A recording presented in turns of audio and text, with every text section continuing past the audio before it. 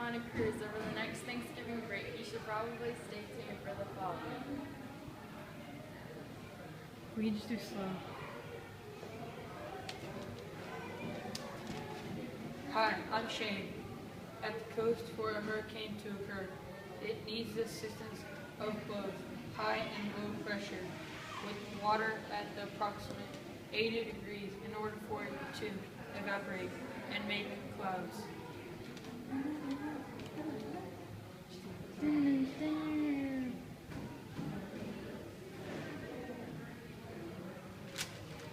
Hi, I'm Greg.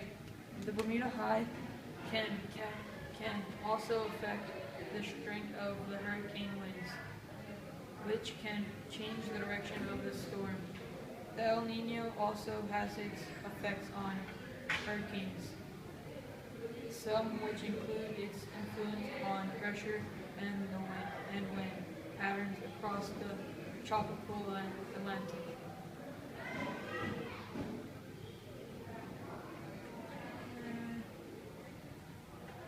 So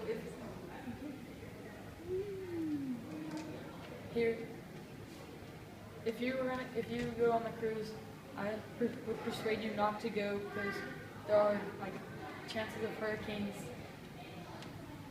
might destroy your boat.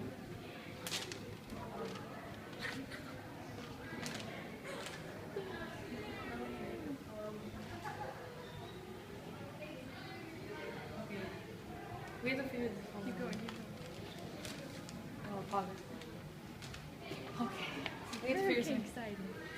some hurricane sightings.